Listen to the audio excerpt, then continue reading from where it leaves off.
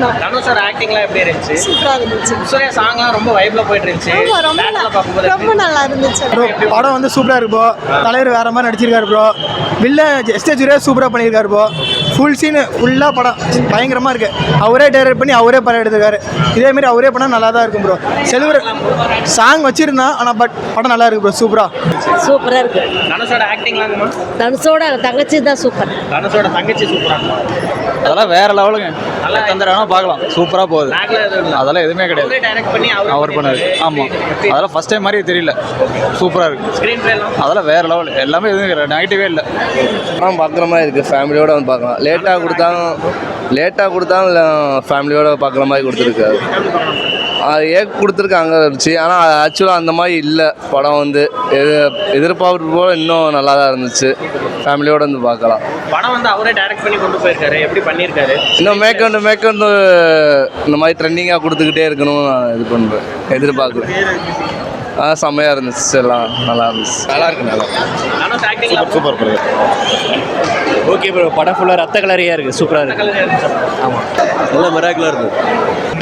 எல்லாம் ஃபுல்லாக கொலையாக போயிட்டுருக்கு.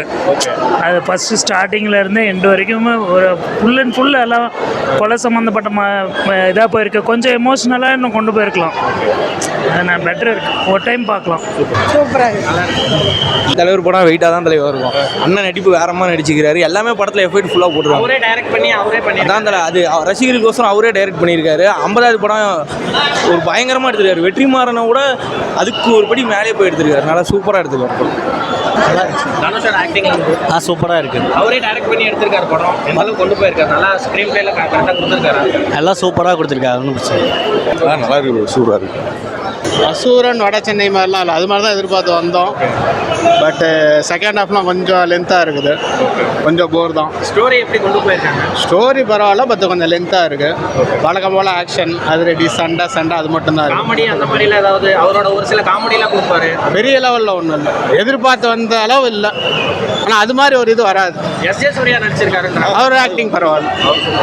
Not bad. படம் எப்படி இருந்துச்சு? படம் சூப்பர் ப்ரோ. படம் நல்லா இன்ட்ரெஸ்டிங்காக இருந்துச்சு. நல்லா இன்ட்ரெஸ்டிங்காக நிறைய வச்சு நிறைய எடுத்துருக்காரு. படம் வந்து ஸ்டார்டிங்லேருந்து எண்டு வரைக்கும் ஒரு போரே அடிக்கல. அந்த மாதிரி நல்லா இன்ட்ரெஸ்டிங்காக இருந்துச்சு. அவரே டைரக்ஷன் பண்ணி அவர் ஸ்க்ரீன் பிளே அப்படின்றது ரொம்ப நல்லா இருந்துச்சு. ஸ்டோரி என்ன பேஸ் பண்ணி போகுது? ஸ்டோரி வந்து ஆஸ் யூஸ்வல் ஒரு கமர்ஷியல் மாதிரி தான். Family subject.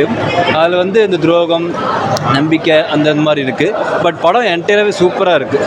ஒரு தனுஷ் ரைட் பண்ணி அவரே டைரக்ஷன் பண்ணிக்க அப்படிங்கிறது நல்லா இருக்குது. எல்லாருமே படம் பாருங்கள்.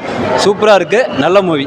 எஸ் சூர்யா ஆக்டிங்லாம் ப்ரோ நல்லா பிடிச்சிருக்கு. எனக்கு ரொம்ப ஒரு பிடிக்கும் எஸ் சூர்யாவா. அதனால் இதிலும் படத்துலையும் நல்லா பண்ணியிருக்காரு. நல்லா இருக்குது. எஸ்.ஜே. சூர்யா எப்பவுமே ஆஸ் யூஸ்வல் அவரோட நடிப்புன்றது தனியாக அந்த படத்தில் எடுத்து கொடுக்குது. நல்ல ஒரு நடிப்பு அவருக்குமே. சூப்பராக இருக்குது மூவி.